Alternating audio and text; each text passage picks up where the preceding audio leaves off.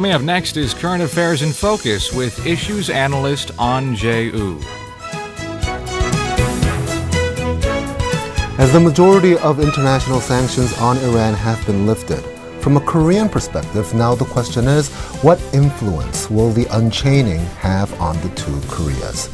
To discuss the possible outcomes, we've invited Professor Kim Byung-ju from the Division of International Studies at the Hankuk University of Foreign Studies and Professor Mohamed Bouchikhi from the Sunmun Center for Islamic Studies at Sunmun University. Thank you for joining me. Thank you very much. Thank you. Okay, let's begin with Iran's relations with South Korea. Professor Bouchikhi, give us a brief introduction to South Korea-Iran relations, especially where it stands after lifting the sanctions. First of all, thank you for having me. Sure. The relations between South Korea and Iran goes back to 1962, and since then the two countries were able to build strong economic relations, and this made Iran as the fourth largest market for South Korean construction firms, which made these companies to reach deals like worth 12 billion US dollar for the time before the sanctions. But as these sanctions were imposed on Iran, all these relations between the two countries degraded for the past 5 years.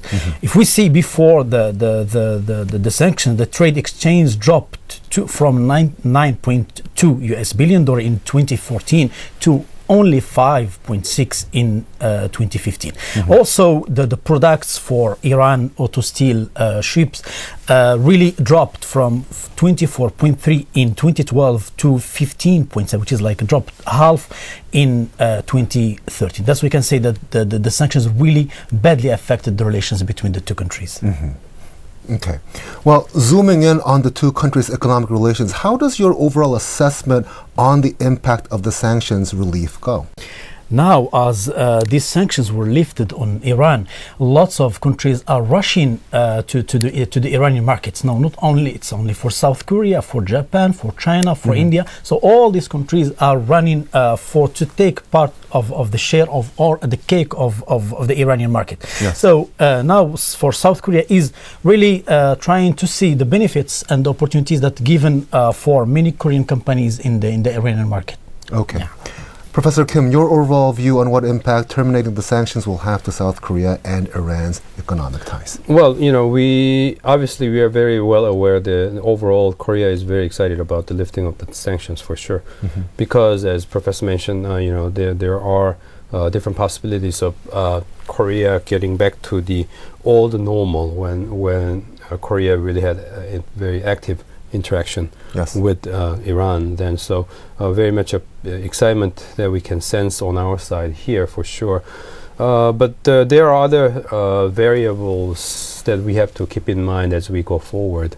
For instance, as soon as the nuclear weapons related, nuclear issues related sanctions were lifted, I think it was the following day when the United States announced another different set of sanctions regarding the ballistic missiles issues. And also, of course, the way I see it and the way many observers see it, ballistic missile sanctions has stronger relations with North Korea.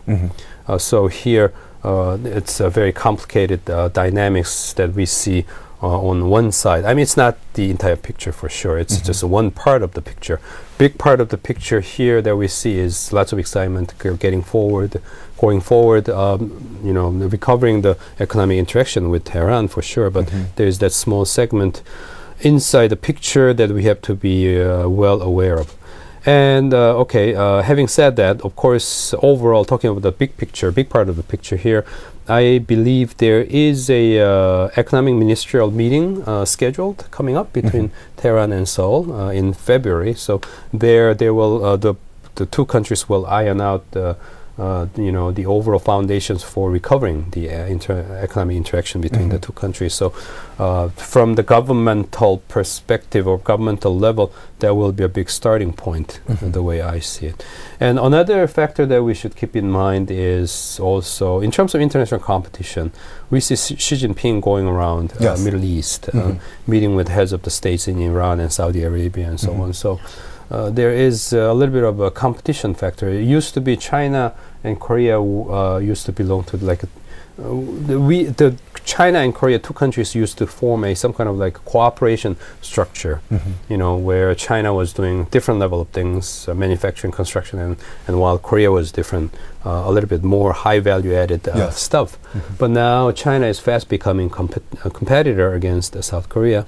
Therefore, when we see Xi Jinping going around the Middle East very fast, just immediately following the lifting of the sanctions, I think there's a reason for Korea to be a little bit anxious about it, and possible need for Korea's efforts to catch up with what China seems to be getting ahead. Excellent.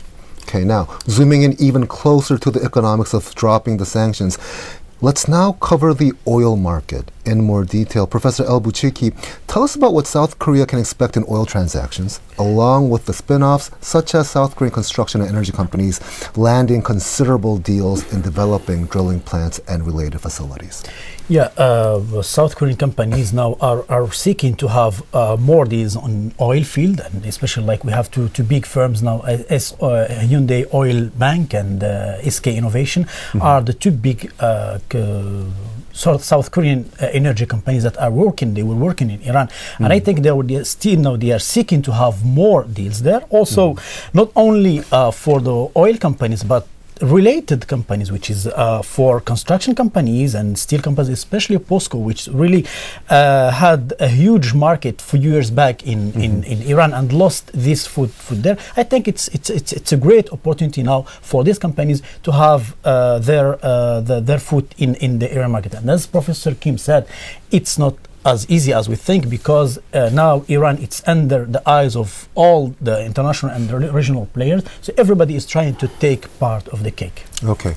Well, meanwhile, some say that Iran's return to the international community will completely restructure the global oil market. Now, considering Iran's immense oil reserves, its flow into the market is expected to tug down the already nosedived oil prices, as we all know. And their participation as a competitive market supplier also means their competitive share winning in the market, of course, making it a noticeable challenge for the other suppliers, including the biggest ones like Saudi Arabia. Yes, Saudi Arabia, hence making the change in the market a topic of international politics as well. With all this in mind, Professor Bouchikhi, how do you see the new international oil equation? Well, I see it really as a game of two sides. In Saudi Arabia and Iran now, from one side, they are losing from the falling prices of oil, and from the other side, they are fighting over the Middle East, of the domination of the Middle East. This is taking place for the last 30 to 40 years. But still, now for the next days, or at least the next months, what are we going to see? It's the whether either Saudi Arabia from one side and Iran from one side, are they going to come to terms about the prices? Because Iran has said a few days back that it's going to increase its production, oil production, to 1,500,000 barrels per day, which is somehow the demand will be much bigger than the supply will be much bigger than the demand. Yes. And this is going to be much better for the countries, non-oil countries, but still for those two countries, I think they need to find terms. But from the political side, those two countries are fighting many wars, in proxy wars in Syria, in Iraq, in Yemen, and also in political problems in Lebanon. So it's not really seems to be clear as of now. Okay. Professor Kim, how does your prospects on the new equation go? Right, as Professor mentioned, the outlook is very unclear at this point, but looks like what I notice is in the international arena, observers seem to be agreeing on more pessimistic scenario for the oil market for some time to come. And pessimistic here saying from Korean perspective, because of course we do not want any high oil price, but then again, we want to see the world's major oil producers, including Iran, going robust, because they are main sources of Korea's construction business, shipping, shipbuilding, and a whole bunch of long list of manufacturing here. And looks like, as Professor mentioned, since the outlook is not very clear here, what we see instead is, for instance, the OPEC not really functioning exactly, and with Iran's pressing need to drastically increase their oil production, together with the United States coming back to the oil supply market in the world, to export their oil. They just began exporting, restarted their oil exports after several decades here. So and we have also shale gas factor as well. So overall, what we see is a long list of factors that will add on the side of betting on a lower oil down the road, which means a big challenge for Korean economy, Korean exporters, Korean construction companies, and Korean businesses. So it's a big cause of concern, and we don't seem to see that much of persuasive factor on the other side, indicating that oil price will rise again. So indeed, for the sake of global economy and the Korean economy together, the oil market prospect seems to be quite not so encouraging, to say the least. I see. Now let's talk about the last state standing in terms of sanctions applied due to nuclear armament. That's, of course, North Korea. Professor Bouchikhi, while Seoul is hoping that Pyongyang will follow the steps of Tehran, how is the case of North Korea different from Iran in terms of going sanctions-free? Plus, how do you see the chances of North Korea possibly learning and following down the road how Iran has been denuclearizing and hence desanctioning itself? Well, I don't really want to be pessimistic about this issue, but for North Korea, I don't really see that it's going to follow the steps of Iran, because there are many differences between the two countries and the two regimes in both countries. For the Iran, the problem that it had with the international community was its nuclear issue, and also it was not threatening their neighbors. For even when we saw some enmity with the U.S. since the 1981 of the crisis of the American embassy, but still Iran was a major player and also was playing with other players in the region. But when it comes to North Korea, the regime itself, it's in enmity with all its neighbors, and it's threatening its neighbors each time you see threats to Japan, to South Korea. And one more thing here, Iran, it's a strong player in regional player in its region, but when it comes to North Korea, it's really small and the weakest player here in the region. Professor Kim. Yeah, and first of all, however, talking about North Korea, we should start with the optimism that we've been seeing for the past several months, ever since we were hearing that the United States and Iran are going to be mending their fences. The optimist side, there were several reasons. They were saying both, Iran and North Korea, they have been pretty much, let's say the word, enemy of the United States for quite some time. Of course, North Korea has been in that status for a longer time than Iran, but still, there were the countries that used to belong to the category of quote-unquote rogue state and axis of evil from the perspective of the United States. So there is that commonality, and also the weapons of mass destruction, same concern for Iran and North Korea. And so for those reasons, we've been hearing from even the top policymakers in Washington telling North Korea that there is a hope for North Korean solution here when we see what has been happening between Tehran and Washington. And of course, South Korean authorities have been also repeating the same kind of argument the whole time. So for those reasons, I think it makes sense for the optimists see some hope in seeing Washington improving its relationship with Tehran and hoping the same would be repeated with Pyongyang as well. Okay. Now, Professor Bouchikhi, meanwhile, the additional U.S. sanctions on Iran as a punishment for the October missile test, Professor Kim mentioned this a bit earlier. The Department of Treasury said a number of the newly sanctioned Iranian officials have had close ties with North Korea. Now, with that in mind, how may the status quo of North Korea-Iran relations function as an assist or not for North Korea's denuclearization? Well, again, I'm going to be pessimistic about this issue. I don't think really North Korea in the foreseen future is going to take any steps towards the denuclearization. And the thing is now Iran taking itself from, as Professor said, the axis of evil, or from a rogue state as Bush once called it. It's really will try to turn its back to North Korea, or at least to alienate itself somehow from North Korea. But I don't think it's really going to sever its relations with North Korea. And also North Korea, I don't really think it's going to somehow to follow the line that Iran took to denuclearize, or at least to stop its nuclear program for a certain amount of time. Okay. Professor Kim. Yeah, I have to agree with Professor Bouchikhi about his point, because, I mean, let's kind of like summarize, since I mentioned the positive side, or, optimistic side, let me, summarize the other side, the pessimistic side here. Basically, let's think about it in terms of what Washington sees in North Korea and Tehran compared here. Iran's case, Iran is an important regional power. They have a lot of oil, and also Iran can be a very important player and potential ally for the United States in pushing ahead with its own Middle Eastern policy. And Iran used to be one before 1979, for sure. Yeah. What is North Korea? North Korea is just a small power in the region. They don't really offer, they cannot offer that much of a benefit to the United States, even if North Korea kind of like comes along and does things about denuclearization. The status, the importance of these two countries, they're very different. So the United States does not have as much of incentive to work hard to improve the overall North Korean nuclear situation here.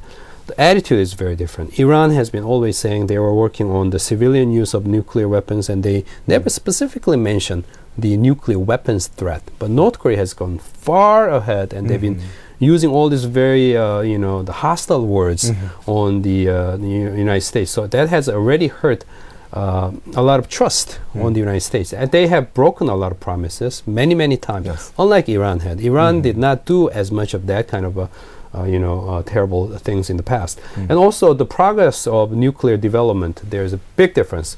North Korea is way ahead. They have already conducted, the nuclear test 4 times. Iran has never done that. So overall, even considering all these things together, the past distrust built up, there's a big difference between Iran and North Korea. So for those reasons, to be realistic about it, we cannot really get much out of what we saw in terms of development of Iran-U.S. relationship being recovered. We cannot get that much of the positive hopes, I suppose, for the future being applied to the North Korean nuclear situation. Okay. Now, last but not least, let me ask you to make your proposals to Seoul for taking maximum advantage of Iran's return to the international community, including how to ideally deal with its possible influence to North Korea's nuclear program nonetheless. Professor Bouchikhi. Well, as I said at the beginning, now the Iranian market is a promising market for everybody, and Seoul itself, as any of the players, are seeking to regain their position again in the Iranian market. But still, we should not forget that in the Middle East, we don't have only Iran, but we have Saudi Arabia. Saudi Arabia, a few days back, severed its diplomatic relations with Iran, which means Seoul should really play balanced relations between the two powers. Saudi, I think, it's one of the major exporters of oil to Saudi Arabia, to South Korea. Then South Korea should really play this balance. We know that for South Korea, it's always keeping itself away from political problems in the region, focusing only on the economic things, but still we need to think about it. One more thing is oil prices now are plunging, but I think in certain time they're going to return back to its normal status, and this is somehow going to bring Saudi Arabia again as a major power again, and those two countries, either they are going to find ways to the solutions and to the relations, or they are going to have more promise between them. Okay, Professor Kim. Yeah, once again, I think I might have to repeat important points that have been already discussed here. When we see Middle East from Korea's perspective, Iran is not the only player here, and Saudi Arabia is at the other side. And we see Middle East being divided between Shias and Sunnis, and Shia side Iran, and now Iraq. Iraq used to be Sunni side, but Iran, Iraq, two major players in terms of oil producer status for one, but they have other things as a potential for Korea's export and construction businesses. But on the other side, Sunni side, Saudi Arabia, and many of other countries that follow the Saudi Arabia's direction. So just like the United States, that has to play this very intricate balancing act, Korea will have to actually do the same. To keep in mind, I mean, as I mentioned before, Xi Jinping is going through not only Tehran but Saudi Arabia as well in keeping the balancing act. So same thing. We cannot get just single-handedly or one-sidedly or one-dimensionally get excited about Iran's getting new international status. Rather, we have to look into this Middle Eastern question and dynamics with deep understanding, with the help of experts like Professor, and Korea really will need to work on furthering the understanding about the dynamics and think about Korea's economic as well as political future with the Middle East. Okay.